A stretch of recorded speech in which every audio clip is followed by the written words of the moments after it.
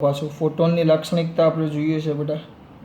ફોટોનની શું જોઈએ છે? લાક્ષણિકતા. તો આ વાસ્તવિક કણ છે અને શું કહેવાય? ઉર્જા સંરક્ષણ ને વેગમાન સંરક્ષણનું પાલન કરે. સપાટી સાથે અથડાય તો દબાણ ઉત્પન્ન કરે. સપાટી સાથે અથડાય તો દબાણ ઉત્પન્ન કરે. એનું ઉર્જા E બરાબર HF, વેગમાન P is equal two E/c એટલે HF બાય c. એનું દળ M is equal two E/c square. E/c square એટલે HF/c સ્ક્વેર. એનું દળ થઈ જાય. વેગમાન આવી ગયું, દળ આવી ગયું. એની તીવ્રતા પૂછે, તીવ્રતા I is equal two NH. તીવ્રતા એટલે જો આ તો ફોટોન વધારે હોય ને તીવ્રતાનું શું પછી લખું એક કરતાં. આ એક ફોટોન માટે છે, આ એક ફોટોન માટે જે આ મેં લખ્યું ને એ એક ફોટોન માટે છે. અને ધ્યાન રાખજો બેટા, બરાબર. આ જે મેં ઉર્જા લખી, આ ઉર્જા એ એક ફોટોન માટે છે.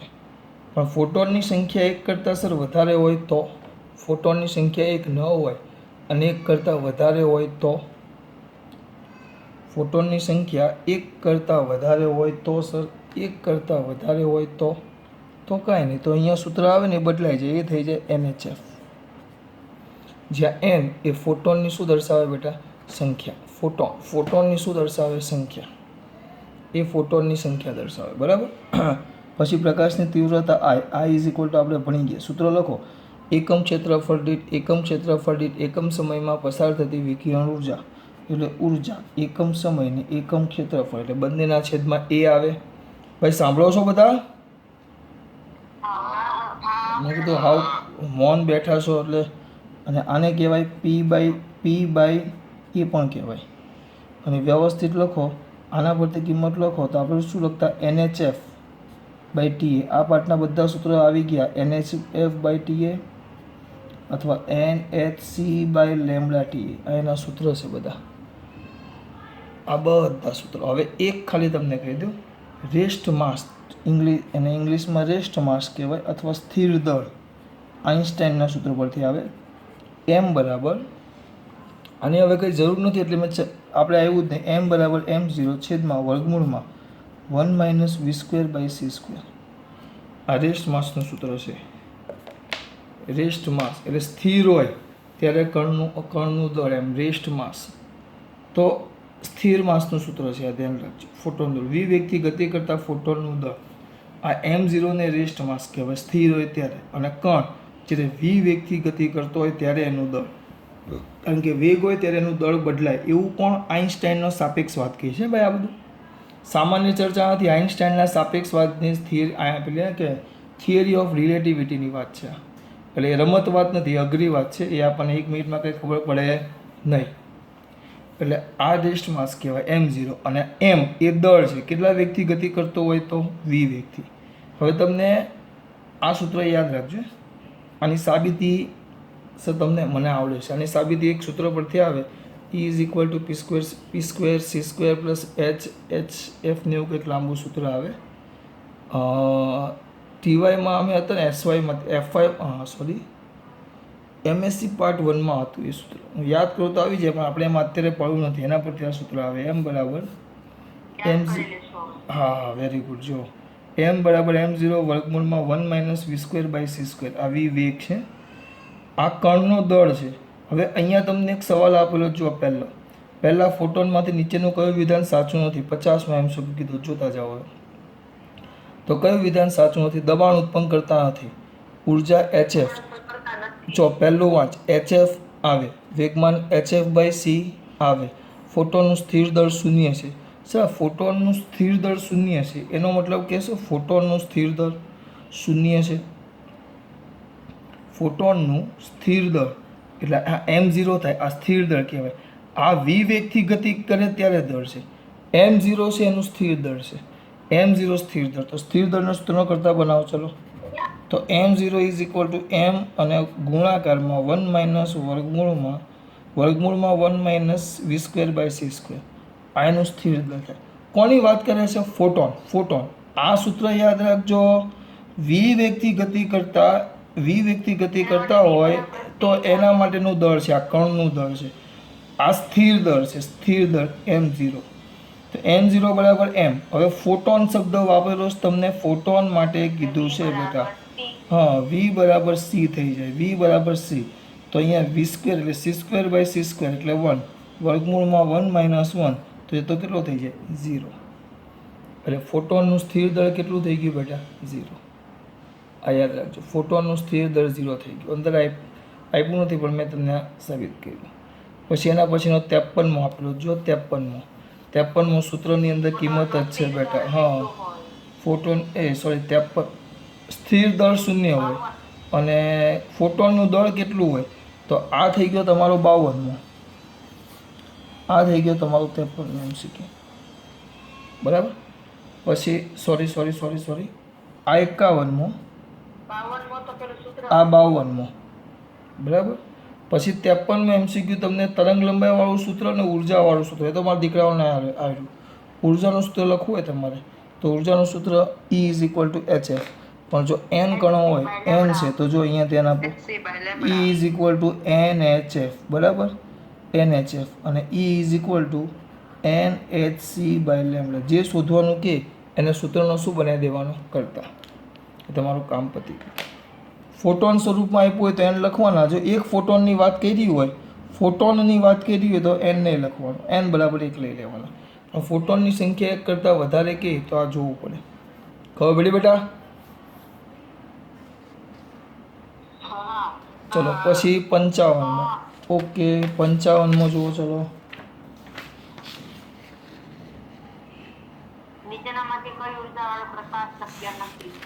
કઈ ઉર્જાવાળો પ્રકાશ શક્ય નથી? પ્રકાશનું ઉર્જાનું સૂત્ર લખી નાખો. આપણે આવી ગયું ને ઉર્જા. ઉર્જામાં આપણે વાત કરી બેટા. સૂત્ર શું આવે આપણું? કયો છે આ? 55મો. તમે સૂત્ર જુઓ તો E = આપણું હતું nhf. એ લોકો f કીધું નથી. આપણે એક કામ કરીએ, f બરાબર 1 લઈ લઈએ. 1 કે લોકો કંઈ કીધી છે, કોઈ 1 લઈ લઈએ. બરાબર. અને h લઈ લ્યો. h તમારો થાય, દેખાય છે બધાને કે આ દેખાય છે ખરા કે ધીમું પડે છે? ચલો વાંધો નહીં. E = nhf. બરાબર. h એટલે આપણને ખબર 6.625 ગુણ્યા 10⁻34. એટલે આ આપણો hfનો જે ગુણાકાર તમે લેશો, hfનો ગુણાકાર, એ hfનો ગુણાકાર તમારો ફિક્સ આવશે 6.625 ગુણ્યા 10⁻34. હવે આ n, તો nની કિંમત 1 2 3 4 અપ ટુ ચાલ્યા કરે. બરાબર. ચલો 1 મૂકો. 1 મૂકો તો ઉર્જા કેટલી થશે? 6.625 ગુણ્યા 10⁻34. 2 મૂકો તો 13 પોઈન્ટ સમથિંગ થાય. 3 મૂકો તો 6 તેલી 18. એટલે આંકડા તમે જોશો એમ નહીં. બરાબર. તમે આંકડો મૂકો, 1 મૂકો તો 6.625 આવે. 2 મૂકો તો આપણે 6.6 લઈ લો. 6.6 લઈ લો. ચલો 6.6 લ્યો તો 2 મૂકો તો 6 દુ 12 ને આમાં એક અડધો આવે પાછો 12 એટલે 13 પોઈન્ટ સમથિંગ આવે. પછી 3 લ્યો તો 6 તેલી 18 અને આ પાછો આમાં 6 તેલી 18 એટલે 18 ને 18 19 કે 19 પોઈન્ટ સમથિંગ આવે. હું બોલું છું કંઈ ખબર પડે છે બેટા? એટલે આમાં આંકડો એ રીતે આવશે, 10 લેવો તો 66.25 આવે. આ આંકડો આના ગુણાંકમાં જ આવશે, આના ગુણાંકમાં જ આવે. ઉર્જા આના ગુણાંકમાં જ આવે. તો એ લોકોએ પહેલી ઉર્જા લખી લીધો 3.3125 એટલે આની અડધી કરી છે. એટલે એ લોકોએ n બરાબર, એ ક્યારે થાય? 3125. આ ક્યારે થાય? જ્યારે તમે n બરાબર 0.5 લ્યો. પણ ખરેખર n બરાબર 0.5 તો શક્ય નથી. એટલી ઉર્જા શક્ય નથી. ખબર પડી? ચલો 56મો બોલો. જો E અને P અનુક્રમે ફોટોનની ઉર્જા અને વેગમાન હોય તો તરંગ લંબાઈ ઘટાડતા. તો હું તરંગ લંબાઈ ઘટાડતા શું થાય? એમ બંનેમાં શું ફરક પડે?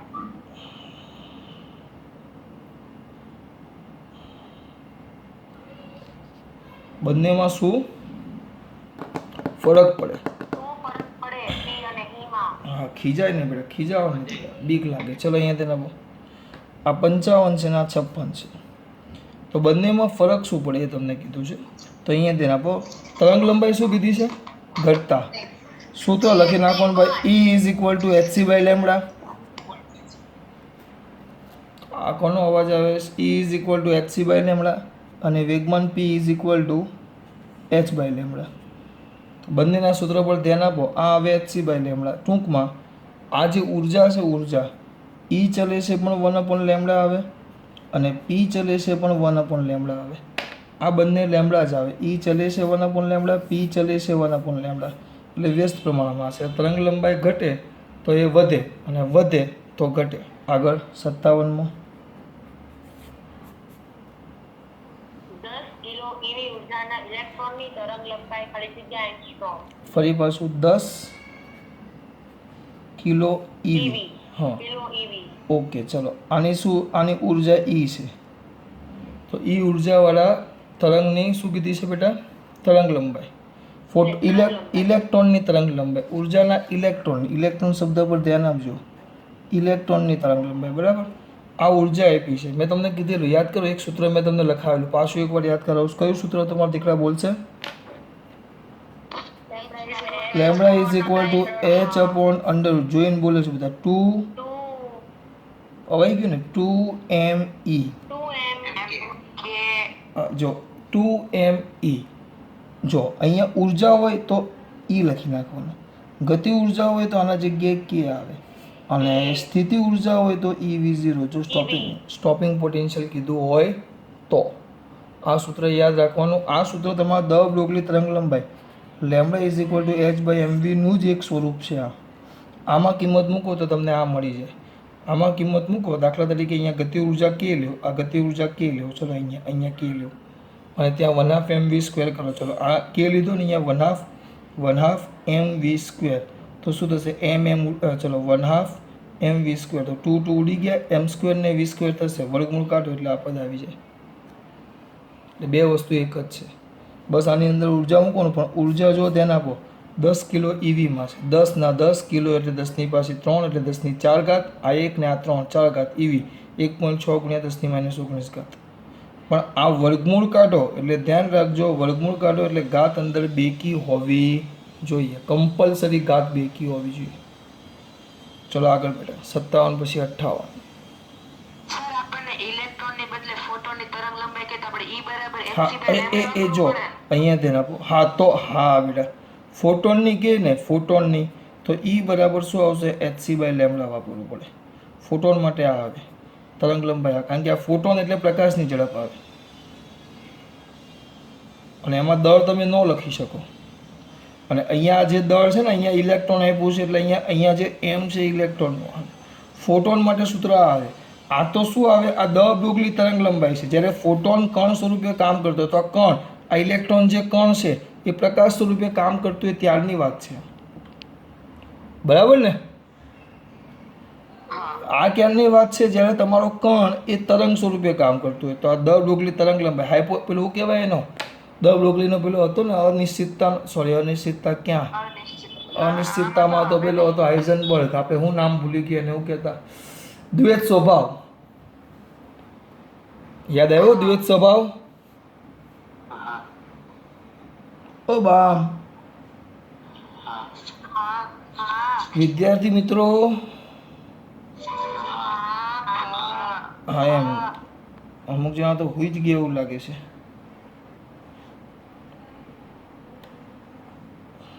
ભાઈ તમે નથી બોલતા એટલે ખબર પડે એવું માની લેવાનું ને. કેમ નહીં? કઈ વાગડે નહીં બોલી? હા એમ નહીં, જે નથી બોલતા એનો મતલબ એમ કે નહીં ખબર પડી ગઈ એમ, મારો કહેવાનો મતલબ એમ, બરાબર ને? ચલો વાંધો નહીં. ક્યાં હતા આપણે બેટા? એટલે આ સૂત્ર સાબિત થઈ ગયું. 58 વાંચ ચાલ બેટા. જો ઇલેક્ટ્રોનનું વેગમાન 5200 એંગસ્ટ્રોમ તરંગ લંબાઈને અનુરૂપ ફોટોનના વેગમાન જેટલું જોઈતું હોય તો ઇલેક્ટ્રોનનો વેગ કેટલો રાખવો પડે? ફરી પાછું. જો ઇલેક્ટ્રોનનું વેગમાન 5200 એંગસ્ટ્રોમ તરંગ લંબાઈને અનુરૂપ ફોટોનના વેગમાન જેટલું જોઈતું હોય તો ઇલેક્ટ્રોનનો વેગ કેટલો રાખવો પડે? તરંગ લંબાઈ તમને આપી છે અને ઇલેક્ટ્રોનનું વેગમાન આટલા તરંગ લંબાઈના અંદરનું ફોટોનના વેગમાન જેટલું કીધું છે, તો આ ઇલેક્ટ્રોનને કણ સ્વરૂપે લેવાનું તો lambda is equal to H by શું આવશે બેટા એમ વી. તો વેગ V is equal to H by M lambda. આગળ પછી આમાં ખબર પડે ખાલી સૂત્રના અંદર કિંમત મૂકીશ. ઇલેક્ટ્રોનનું વેગમાન, ઇલેક્ટ્રોનને અત્યારે આ કણ છે એને કયા સ્વરૂપે લીધું આપણે? તરંગ સ્વરૂપે. એટલે દ બ્રોગલી આવી છે lambda is equal to H by M B. આગળ 66 EV ની ઉર્જા ધરાવતા ફોટોનની આવૃત્તિ. ફરી પાછું 66 EV ઉર્જા ધરાવતા ફોટોનની આવૃત્તિ. ઉર્જા E બરાબર 66 EV ધરાવતા ફોટોનની આવૃત્તિ, તો E is equal to H F. F બરાબર એ જાતે કરી નાખશો ને બેટા E બાય એચ. હા પણ આ EVમાં છે એ ધ્યાન રાખજો. આવૃત્તિ માટે EV ન ચાલે, એને જૂલમાં ફેરવવું પડે. આગળ 2.5 × 10⁻13 મીટર તરંગ લંબાઈવાળા ગેમા કિરણોના એક ફોટોનની ઉર્જા 5000 એંગસ્ટ્રોમ તરંગ લંબાઈવાળા વિકિરણના કેટલા ફોટોનની ઉર્જા જેટલી હશે? ફરી પાછું બેટા 60માં 2.5 × 10⁻13 મીટર તરંગ લંબાઈવાળા એટલે બે તરંગ લંબાઈ છે લેમડા 1. એક મિનિટ, લેમડા 1 ને બીજી કેટલી કીધી છે? લેમડા 2. આગળ લેમડા 1 2.5 × 10⁻13 મીટર તરંગ લંબાઈવાળા ગેમા કિરણોના એક ફોટોનની ઉર્જા 5000 એંગસ્ટ્રોમ તરંગ લંબાઈવાળા વિકિરણના કેટલા ફોટોનની ઉર્જા જેટલી થાય? આ લેમડા 1 વાળા અને આ લેમડા 2 બે અલગ અલગ તરંગ લંબાઈ છે. લેમડા 1 વાળા એકની લેમડા 2 વાળા કેટલા કરો તો સરખી થાય? હા તો એક કામ કરીએ, ઉર્જાનું સૂત્ર બેની E1 બરાબર E2, બેની ઉર્જા સરખી કીધી છે પણ આનો એક ફોટોન કીધો છે. આ N1 E1 બરાબર એક કામ કરીએ E1 E2 આવ્યો તો સૂત્ર શું આવશે? NHC by lambda, lambda 1 N1 is equal to NHC by lambda 2. આ 2 પણ આનો ફોટોન્સ જે છે ને એક કીધો છે. આનો ફોટોન એક કીધો છે, ધ્યાન રાખજો. આનો ફોટોન એક કીધો છે તો ઇઝ ઇક્વલ ટુ શું થશે? HC by lambda 1 is equal to HC by lambda 2. આ N2 HC ઉડી જાય, આ N2 શોધવાના છે. આગળ બેટા ચલો એના પછીનું 61મું આવડશે બેટા, જાતે કરી નાખજો. બરાબર બોલે બેટા. 58માં ઘાત મેં આગળ જે શેમાં બેટા 60માં ઘાત મેં જોઈ. હા -13 ઘાત છે ને, ઉપર પ્લસ આપી છે, પ્લસ નહીં આવે, માઇનસ પાછી નીચે પાછી 2.5. ઓ ભાઈ અવાજ બંધ બેટા, અવાજ બંધ. ઉદય બાકીના અવાજ ઓછો કરો દીકરા. ચલો ક્યાં હતા આપણે? કયો એ એમ કહે છે કે ઘાત છે ને ઘાત, હા -13 આવશે, રકમમાં સુધારી નાખજો. -13 આવશે, પ્લસ નહીં થાય, -13 થાય. એ રકમમાં ભૂલ છે. આગળ ચલો પછી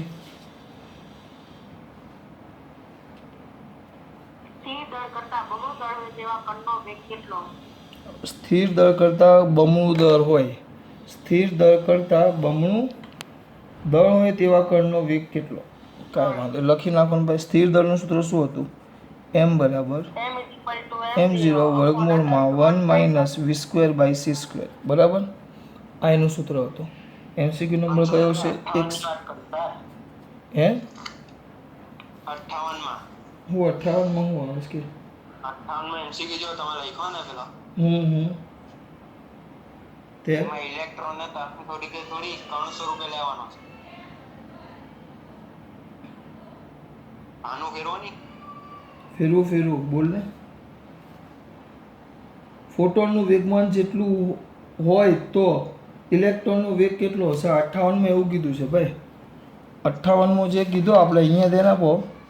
એટલે આ ઇલેક્ટ્રોનનું આ તરંગ લંબાઈ તમને આપી છે એ પ્રકાશ સ્વરૂપે હોય ત્યારની આપી છે. તેનો વેગ કેટલો? એટલે ઇલેક્ટ્રોનને કણ સ્વરૂપે જ લીધો છે. વેગ v બરાબર h બાય mv. કારણ કે જો ઇલેક્ટ્રોનને ફોટોન સ્વરૂપે નથી લીધો, કણ સ્વરૂપે લેવાનું કીધું છે. પછી અંદર જુઓ તમે, આ જે દાખલો છે એમાં પૂરો કે છે, આમાં દળ 61મો કીધો છે કે એનું માસ, રેસ્ટ માસ, એનું જે દળ છે એ રેસ્ટ માસ કરતાં બમણું છે. દળ એ રેસ્ટ માસ કરતાં બમણું, તો અહીંયા એમના જગ્યાએ 2m0 આવી જાય, ઇઝ ઇક્વલ ટુ m0 વર્ગમૂળમાં 1 - v²/c². બસ હવે આ ઉડાડી વર્ગ લઈને વીને સૂત્રનો શું બનાવી દેવાનો, કરતા. બરાબર. પછી 62મો, આગળ બેટા. ઇલેક્ટ્રોનનું સ્થિર દળ m0 છે, જે 0.6 જેટલા વેગથી ગતિ કરે છે, તો તેનું દળ m બરાબર થાય છે. કંઈ કરવાનું નથી, વેગ ખાલી આપી દીધું. જો અહીંયા આ જ સૂત્ર લખવાનું. આપણું સૂત્ર કયું હતું?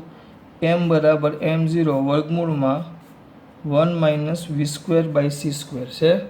એમાં એનો વેગ ખાલી આપી દીધો છે, v બરાબર કેટલો છે? 0.6c. c એટલે આ c એકમ પ્રકાશ સાથે કમ્પેર કર્યો છે, બરાબર. એટલે અહીંયા ખાલી 0.6c એટલે 0.6 એટલે 0.36 c² ઉડી જશે. 1 - 0.36 એટલે 0.64 આવશે.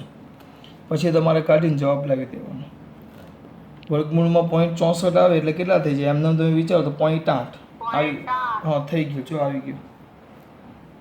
ઓ બાળકો, ખબર પડે છે આમાં? ચલો એના પછી હવે આવ્યો પ્રકાશનું દ્વૈત સ્વરૂપ અને દ બ્રોગલી તરંગ લંબાઈ. 62 પછી પાછો 63. બોલો બેટા.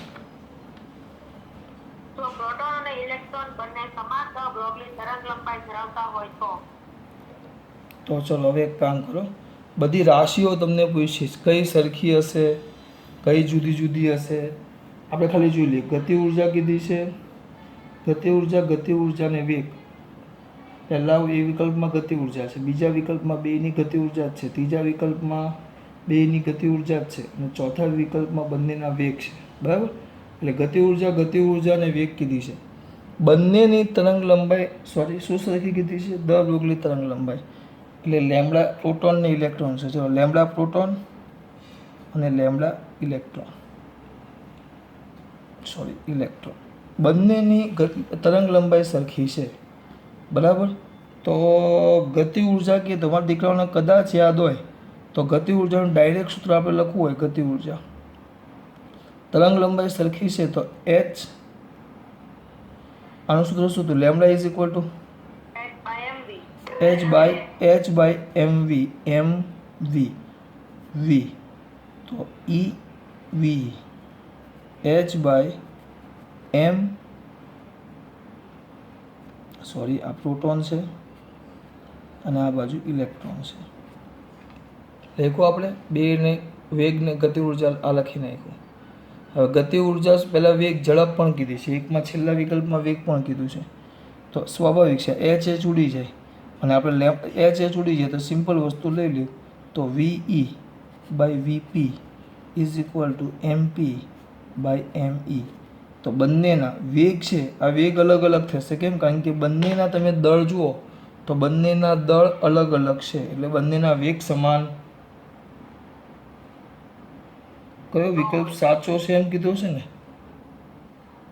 તો કયો વિકલ્પ સાચો છે? એટલે બંનેના વેગ સમાન ન હોય. એક વસ્તુ એટલે વેગ કેવા થશે? જુદા જુદા.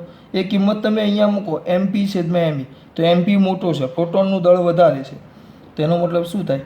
મોટાના છેદમાં નાનું, તો ઇલેક્ટ્રોનનો વેગ એ પ્રોટોનના વેગ કરતાં વધી જાય, કારણ કે આ ગુણોત્તર છે 1 કરતાં વધી જશે, બાળકો, બરાબર. પછી ગતિ ઉર્જા કીધી છે, તો મારે હવે ગતિ ઉર્જા લેમડા પરથી ગતિ ઉર્જા સુધી પહોંચવાનું. તો હું કોઈક સૂત્ર યાદ કરું. ચલો, વેગમાનનું સૂત્ર આપણે હમણાં આગળ જે ભણ્યા ને એમાં હું વેગમાનનું સૂત્ર યાદ કરું છું. હું તરત વેગમાનનું સૂત્ર યાદ કરીશ. વેગમાન p ઇઝ ઇક્વલ ટુ, એટલું બધું નહીં, p is equal to h by lambda. નો પડી? p is equal to h by lambda, બરાબર. તો આપણે હવે ગતિ ઉર્જા k નું એક સૂત્ર આવે, k is equal two p²/2m. આ પણ ચાલે બેટા, આ ચાલે ડાયરેક્ટ. આમે ડાયરેક્ટ કરે એવું તમને મેં, નકર આ આપણે 11માં ગતિ ઉર્જામાં ભણી ગયેલા એમ. k is equal two p²/2m, તો h²/2m લેમ્બડા સ્ક્વેર આવી જાય. વર્ક કરી નાખો તો h square by twice m lambda square આવી ગયો. તો મારા દીકરાઓને એટલી ખબર પડવી જોઈએ. હવે શું કરશું સર? કંઈ જ નહીં. હવે શાંતિથી જુઓ. h અચળ બંનેના લેમડા અચળ છે, લેમડા અચળ 2 અચળ. તો ગતિ ઉર્જા કે ચલે છે 1/m. તે દળ ઉપર આધાર રાખે છે. તો બંનેના દળ સરખા કે જુદા જુદા? જુદા જુદા. તો આપણે એક કામ કરીએ, પાછું વ્યસ્ત જ આવ્યું ને, તો કે છેદમાં કે ઈ છેદમાં કેપી પ્રોટોનનું ગતિ ઉર્જા, બેની ગતિ ઉર્જા બરાબર એમપીના છેદમાં એમ ઈ થાય.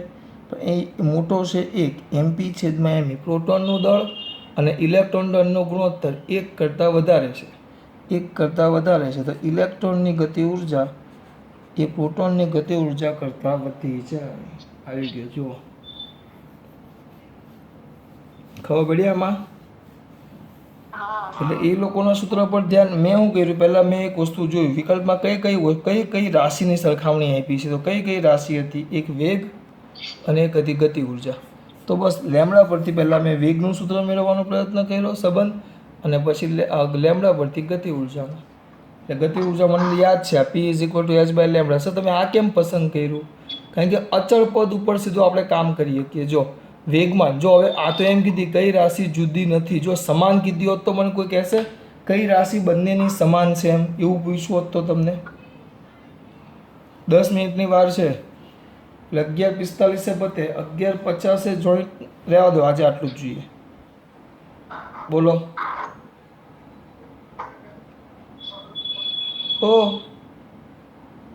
અમુક જેવા લેફ્ટ થવા માંડ્યા છે. કઈ રાશિ સમાન હશે એમ કીધું હોય તો મેં લખેલું, થોડીક બુદ્ધિ ચલાવો, મેં લખેલું જ છે. કઈ રાશિ સમાન હશે? તરંગ લંબાઈ તો સેલેડિયાઓ આઈપી છે, એના સિવાય. ઓહો, શું થયું અમારે? કઈ રાશિ સમાન હશે? હે? વેગમાન? વેગમાન ક્યાં? શ્યોર વેગમાન જ સમાન હોય. કારણ કે સૂત્ર જો P = h/λ. P = h/λ. h અચળ અને લેમડા અચળ. એટલે આ કિસ્સામાં લેમડા અચળ આપેલો છે એટલે વેગમાન સમાન થાય. ચલો આગળ 64 માં. આ સ્પીકર કોનું ચાલુ છે બેટા? ચલ બોલ. પ્રોટોન અને એક આલ્ફા કણની દ બ્રોગલી તરંગ લંબાઈઓ સમાન છે તો ખાલી જગ્યા રાશિ તેમના માટે સમાન હશે. આવી ગયો, હમણાં જે વાત કરી એ જ આવી. જો વેગમાન. આગળ 65 માં 64 માં આપણે જે વાત કરી એ વેગમાન સમાન, લેમડા સમાન. તો કઈ રાશિ સમાન? વેગમાન સમાન. એ યાદ રાખજો.